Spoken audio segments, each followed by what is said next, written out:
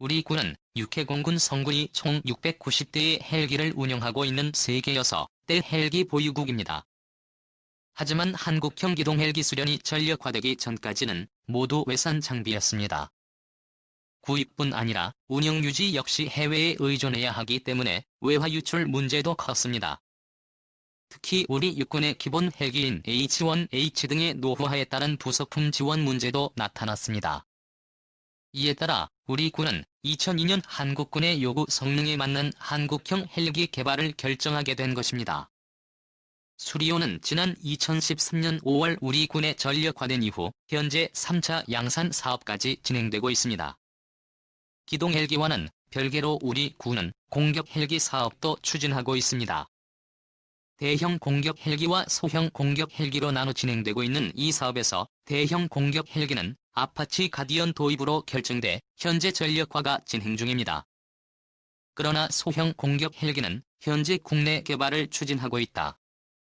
2011년 국방과학연구소 주관 탐색 개발 사업에서 한국항공우주산업이 취재업체로 참여했으며 지난 2015년 체계 개발 사업을 수주하며 본격적인 개발을 시작한 상태입니다. 소형 공격 헬기는 다음 달이면 시제기가 출고됩니다. 내년 3월 첫 엔진 가동을 시작으로 5월 초도 비행을 진행할 예정입니다. 2013년까지 소형 공격 헬기 연구 개발 사업까지 마무리되면 1970-80년대 도입돼 노후화된 코브라 및 500km MD 등의 공격용 헬기는 전량 교체됩니다. 소형 공격 헬기 개발 사업 순항. 소형 공격 헬기 사업은 소형 민수 헬기와 개발이 동시에 진행되고 있는 게 특징입니다. 전체 개발 비용 1조 6천억 원 중 방위사업 청과 산업통상자원부가 각각 6,500억 원, 3,500억 원을 투자하고 타이와 국내 협력 업체가 2천억 원 해외 공동 개발 업체로 선정된 에어버스 헬리콥터가 4천억 원을 부담합니다.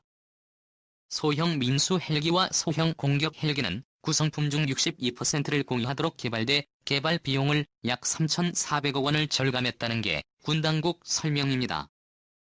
양산 가격과 운용 유지 비용도 줄어들 것으로 기대됩니다.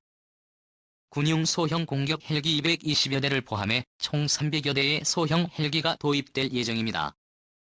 소형 공격 헬기는 에어버스 헬리콥터의 755기종을 기본 플랫폼으로 활용한 것입니다. 755는 프랑스, 이스라엘, UAE, 브라질 등 세계 각국군이 운영하고 있는 무장 헬기입니다. 성능이 검증된 AS560과 세계 60여 고객에게 판매된 민관용 헬기 AS365 계열의 최신 기종입니다. 현재까지 1000대 이상이 인도돼 500만 비행시간 이상을 기록하는 등 성능과 안정성이 입증됐습니다. 에어버스 유로콥터는 카이와의 소형 공격 헬기 공동 개발 이후 H155의 생산을 중단할 계획입니다. LKH 주요 무기체계 국산 공대지 유도탄 천검 4.5톤 중량의 소형 공격 헬기는 조종사의 생존성을 강화하기 위해 미사일 대응 시스템을 갖추고 있습니다. 데이터 링크 시스템도 장착해 정보전에 효과적으로 대응할 수 있도록 했습니다. 공대지 유도탄과 유도로켓 터렛관 등의 무기를 장착하는데 이중 공대지 유도탄은 주식회사 한화가 개발하고 있는 천검이라는 무기체계입니다. 국방과학연구소가 주관하고 주식회사 한화가 개발하고 있는 현금은 사실상의 첫 국산 공대지 유도탄이라고 할 수 있습니다. 물론 한국형 GPS 유도 폭탄인 KGB가 있긴 하지만 KGB가 기존 자유낙하 방식의 재래식 일반 폭탄의 위성 위치 확인 시스템과 보조 날개를 장착해 개조한 무기이기 때문에 현금과는 그 시작이 다릅니다. 천검은 소형 공격 헬기에 장착해 적전차 등 지상의 목표물을 무력화하는 정밀 동기입니다. 기존 미국의 토우 미사일을 대체하는 한국형 헬파이어로 기대되는 무기체계입니다. 한화는 점검 사업을 계기로 기존 230mm급 단현장 참모와 전술 지대지 유도탄 등 지상 유도무기에 이어 공대지 유동기 분야로 사업을 확대할 수 있게 됐습니다. 천은 소형 공격 헬기 개발에 맞춰 2022년까지 개발을 완료하고 2013년부터 양산될 예정이다. 적에게 지옥불을 선사할 헬파이어 미사일. 인디언 전사의 최종 무기 헬파이어 미사일이 2017년 11월 13일 우리 아파치 공격 헬기의 사격 시범이 있었다.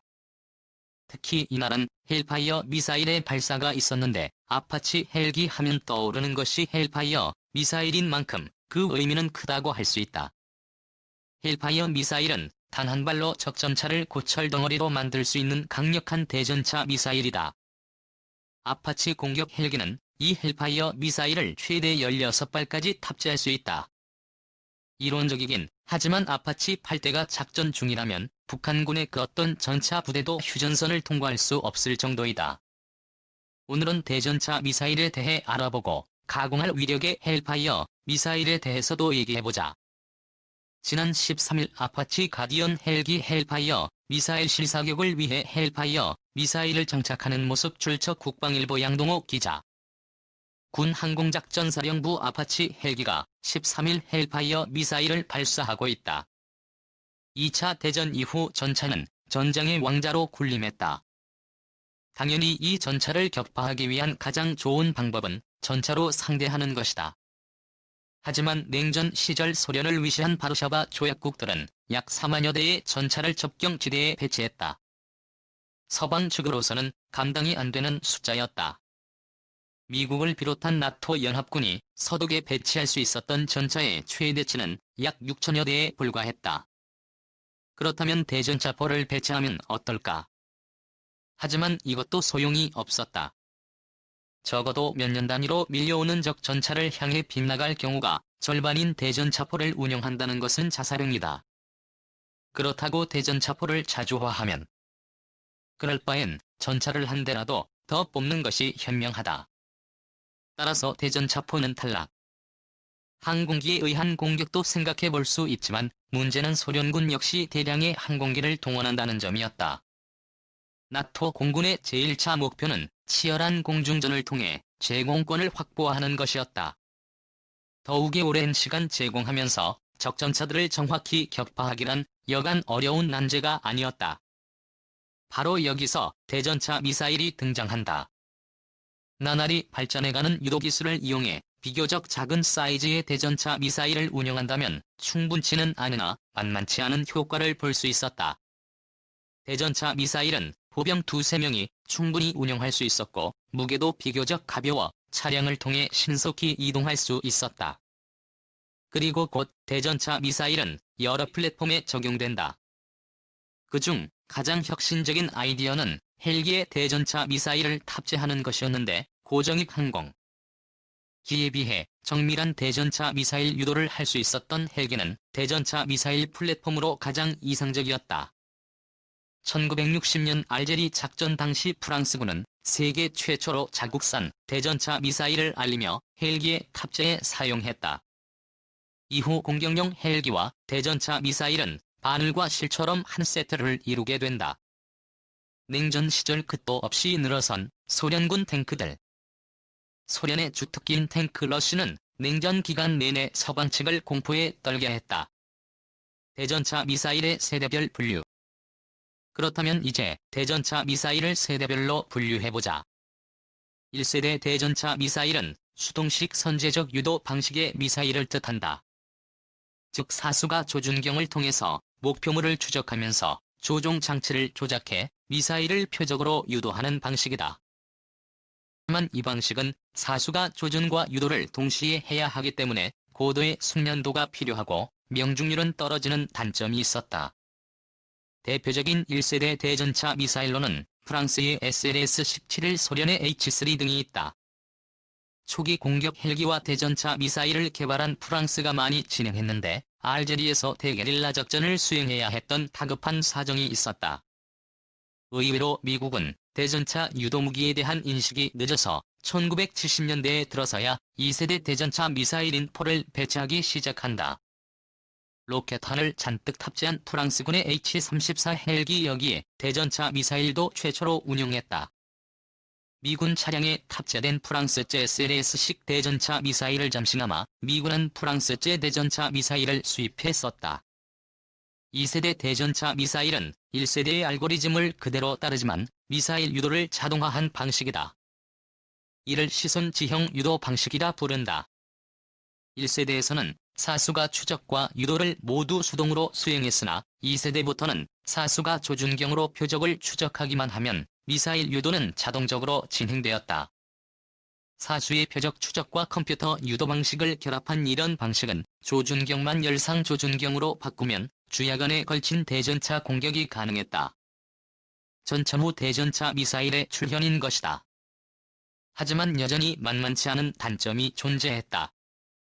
일단 데이터 전송을 위한 와이어 유도 방식. 발사 후 유도용 와이어가 손목 등에 걸리는 일이 많았다. 또한 와이어를 끌고 날아가는 형태 자체가 미사일의 속도를 느리게 하기 때문에 발사 후 명중까지 시간이 오래 걸렸다. 더욱이 발사자와 조준자가 동일인이고 명중까지 같은 위치에서 조준을 하고 있어야 하기 때문에 발사 시에 로켓 화염과 명중까지 소요시간 때문에 사수의 생존성이 극히 떨어지는 결과가 나타났다. 이는 대전차 미사일 발사자를 찾는 교리와 탐지 수단이 발달되자 더더욱 난감한 현실이 된다.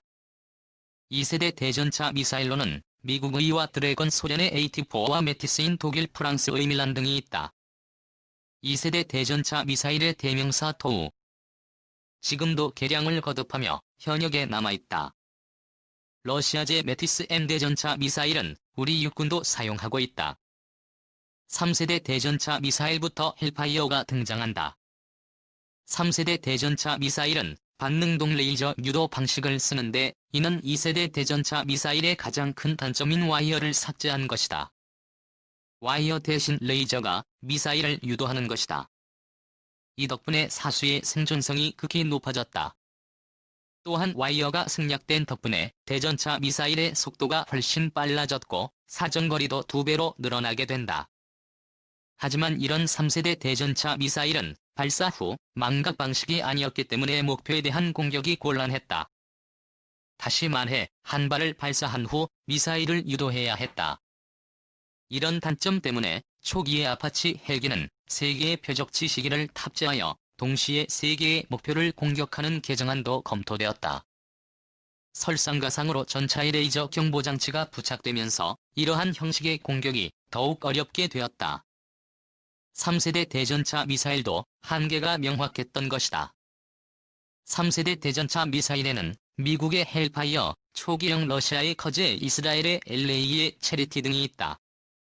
지난 13일 아파치 가디언 헬기 헬파이어 미사일 실사격을 위해 헬파이어 미사일을 장착하는 모습. 출처 국방일보 양동욱 기자. 자 미사일의 끝판왕 헬파이어 미사일. 3세대부터 헬파이어는 대전차 미사일의 선두주자가 된다. 4세대 대전차 미사일의 선두주자 헬파이어 미사일. 4세대 대전차 미사일 유도 방식은 발사 후 망가중 미사일 자체가 탐색기를 가지고 있어 스스로 표적을 탐지해 유도하기 때문에 발사자는 미사일 발사 후 잊어버려도 된다. 다만 탐지 후에도 TWDS를 이용해 피하를 식별한 다음 발사해야 한다. 헬파이어 미사일은 4세대 대전차 미사일의 선두주자로 아파치 롱볼 레이더와 연동해 밀리미터파 레이더를 이용하는 유도 방식을 채용하여 파이어 포켓 능력을 갖추고 있으며 사거리는 10km에 달한다. 이는 웬만한 이동식 대공 탐지 장비나 대공 기관포 사거리 밖에서 공격이 가능하다는 의미이다. 4세대 헬파이어 미사일의 파괴력은 더욱 가공할 만하다. 마하 23의 빠른 속도에다가 관통력이 균질여변 장갑 기준으로 1200mm라 현존하는 그 어떤 전차도 방향에 상관없이 일단 맞으면 일격의 격파가 가능하다. 이러한 위력 덕분에 미군은 제한적으로 헬파이어 미사일을 대남용으로 사용할 정도이다. 시호크에서 발사되는 헬파이어 미사일 대화명으로 쓸 만큼 위력이 무시무시하다. 이상으로 대전차 미사일과 헬파이어 미사일에 대해 알아보았다. 우리 육군이 도입한 아파치 공격 헬기는 최첨단의 강력한 성능과 무장으로 북한군 지상부대에겐 사신과도 같은 존재이다. 그리고 인디언 전사의 가장 강력한 무기는 헬파이어 미사일이다. 만약 북한이 오판을 한다면 인디언 전사는 그들에게 지옥의 불벼락을 선사해 줄 것이다. 2017 ADX에서 공개된 한국형 헬파이어 미사일 점검. 또한 우리나라에서도 현재 한국형 헬파이어 미사일 점검을 개발 중에 있는 것으로 확인되었다. 2017 ADX에서 실물이 공개되기도 했다. 천읍 역시 발사 후 망각 기능이 있는 첨단 대전차 미사일로서 북한의 기갑 부대에게 헬게이트를 활짝 열어줄 것이다.